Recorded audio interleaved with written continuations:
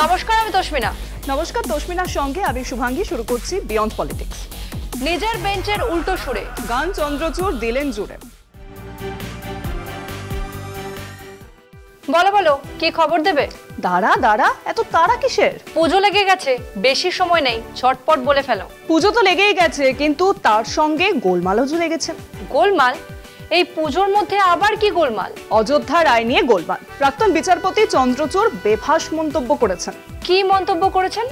বলেছেন বাবরি মসজিদ গড়ে তোলাই নাকি সবচেয়ে বড় অপবিত্র কাজ ছিল।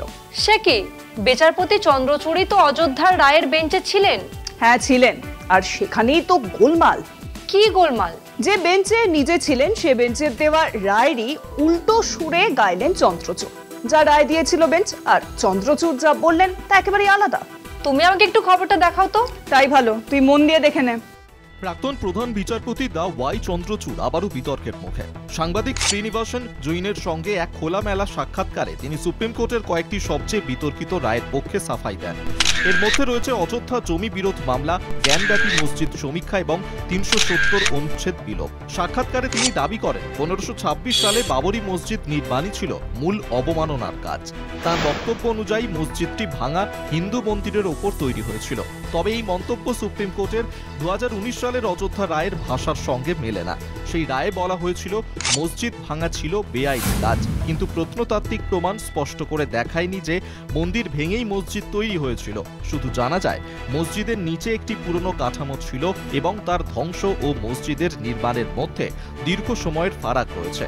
জৈন এই অসামঞ্জস্যের প্রসঙ্গ তুললে চন্দ্রচূড় বলেন রায় প্রমাণের ভিত্তিতে দেওয়া হয়েছিল। তবে তিনি আবার দাবি করেন মসজিদ নির্মাণ নিজেই অবমাননা। তিনি আরো বলেন মুসলিম পক্ষ মসজিদের একক ও অবিচ্ছিন্ন দখল প্রমাণ করতে পারেনি, অথচ বাইরের আঙিনায় হিন্দু পুজো দীর্ঘদিন ধরে নিরবিচ্ছিন্নভাবে চলেছে। সাক্ষাৎকারে আরও এক চাঞ্চল্যকর তথ্য প্রকাশ করেন তিনি। বিচারপতি চন্দ্রচূড় স্বীকার করেন প্রধান বিচারপতি থাকার সময় তিনি প্রধানমন্ত্রী নরেন্দ্র মোদীকে নিজের বাড়িতে আরতিতে আমন্ত্রণ করেছিলেন। তিনি বলেন এটি ছিল উচ্চ সাংবিধানিক পদাধিকারীদের মধ্যে পারস্পরিক সম্মানের নিদর্শন।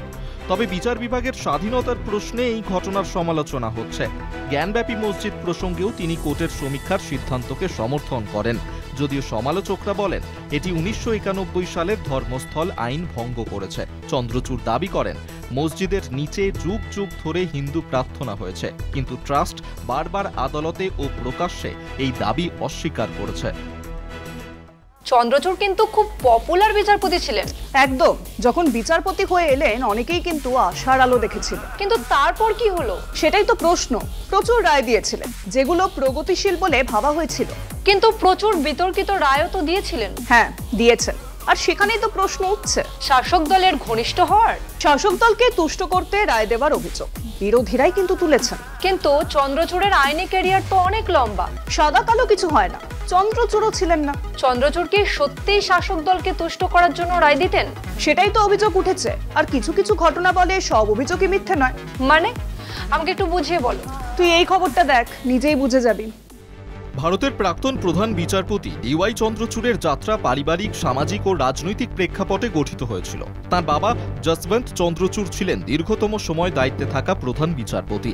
বাবার নাম, খ্যাতি ও প্রভাব তরুণ ধনঞ্জয়ের জন্য সুযোগ তৈরি করে। তিনি ইনলাক্স স্কলারশিপে LLM সম্পন্ন করেন এবং হার্ভার্ড বিশ্ববিদ্যালয় থেকে ডক্টর অফ জুরিডিক্যাল সায়েন্স করেন। মাত্র ৪০ বছর বয়সে তিনি হাইকোর্টের বিচারপতি হন, যা সাধারণত ৪০ ঊর্ধ্বদের জন্য সংরক্ষিত।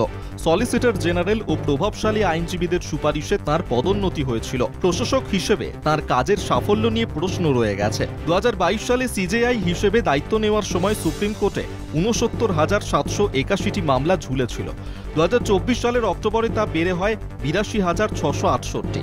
মহামারীর পরও মামলা নিষ্পত্তি দ্রুত হয়নি, বরং নতুন মামলা জমেছে দ্বিগুণ হারে। জেলা আদালত ও হাইকোর্টেও পুরনো মামলা জমে থাকার প্রবণতা বাড়ে। সরকারি গ্রন্থে তাঁর প্রশংসা থাকলেও এই তথ্য চাপা রাখা হয়।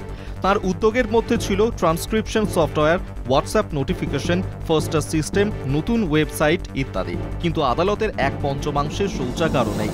এই মৌলিক সমস্যায় তার মনোযোগ দেখা যায়নি। ফাইলিং ও তালিকাকরণ নীতিতেও কোনো সংস্কার আসেনি। কলেজিয়াম তার সময়ে মাত্র 124 জন বিচারপতি নিয়োগ পেয়েছেন। শূন্য পদ ছিল 320-রও বেশি।